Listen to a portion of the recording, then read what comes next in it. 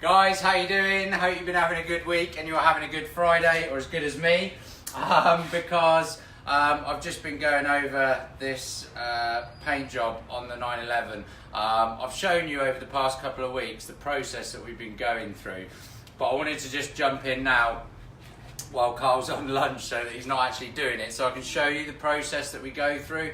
So obviously there's loads of background on this on the page, and on the page that's specific to this car about how we reached this point. But even with the polishing, it will take us a lot longer to be a lot more detailed than it would on a normal paint job. So I'll start by showing you the results and then show how we get there. So if you sort of focus right in on one of these panels, you can see on the flat bits, it is literally like a complete mirror. It is so straight. The way that in the trade we tend to look at stuff like this so that we can quickly see what's going on is we're trying to look at one, how flat it is, and two, how much orange peel you've got in the paint.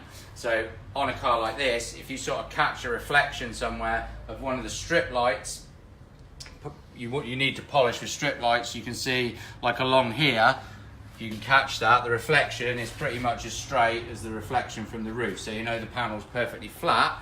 And then the bit that we just did when we looked close up, with the reflection in the mirror, you could see that there was no like orange peel. It didn't look pixelated, it looked as good as a mirror on the wall. So yeah, we're really happy with that. Right, so what I'm going to show you is how do we get there. So if you want to look at the other side of the car, because we've got a piece that's half done, a piece that's not. So like I've shown you over the past few weeks, and this paint job has taken months and months and hundreds of hours, but this is a panel that's part done. So the car's been painted in colour, it's been lacquered, it's been rubbed down, and it's been lacquered again, and now this is where it's going into polishing. There will be other stages of polishing, but this is what we call flatten polish, or nib and polish, what you'd normally call it. So this area of the panel has been re-rubbed down again, and this is where Carl's bringing it up to the it's not quite the final shine, but bringing it up to a shine ready to have final polishing. So this process is a lot more than just rubbing it with a bit of sandpaper and then putting the machine polisher on it.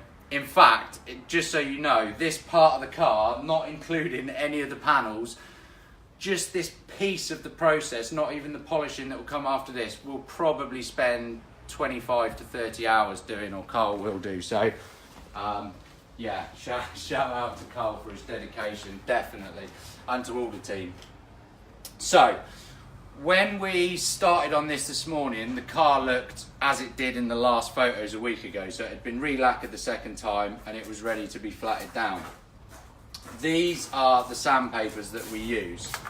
So we'll start off with 1200, which is quite aggressive. So the grits relate to how rough this is on the back, how big the pieces of grit are on the back. So it'll start with a 1200. It'll start with sandpaper, 1200 followed by 1500 followed by 2000, and he'll rub them down using a block like these.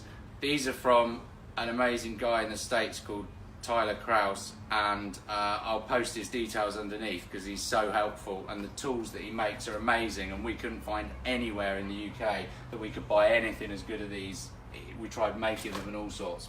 So 1200, 1500, 2000. Then he moves on to what we call Trizacs, or this one's called Abralon, but they're basically soft pad discs, and he uses those on an air powered dual action sander, and that means that it does a figure of 8. So he'll then use the soft pad, use a 2000 on the soft pad, then he'll use a 3000 on a soft pad, and then he'll use a 6000 on a soft pad. So we'll go through those. So what you're doing all of the time is you're rubbing the peel out the top, you're cutting it off the top, but then what you end up with is all the scratches in the paint from where you've rubbed it down. So you've then got to bring that back up to a shine. So when we looked at that panel, that was the difference between the front of the panel and the back of the panel. And the bit at the front that was slightly cloudy, that was already at that point. So it had gone through all of those different stages to get to that. Once he's done that, then he starts with one of these, which you probably recognise, which is the polisher.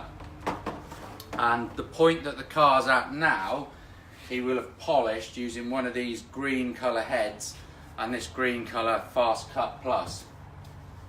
and that gets the car up to the finish that we looked at on this side. So this piece of paintwork here has gone through those steps. There are still more steps than I could list today in the time I've got today that will come after that. But just to get it to that point, that's what we'll do. Yeah, I wanted to show you because it's so different the way that you might normally polish a car that you've just painted after, I don't know, a crash repair or something like that. And these are the bits that make the difference between it being an okay paint job and the paint job that you see here, hopefully an amazing one. So yeah, I'll keep you updated on the process. Post me any questions that you've got. Thanks for watching.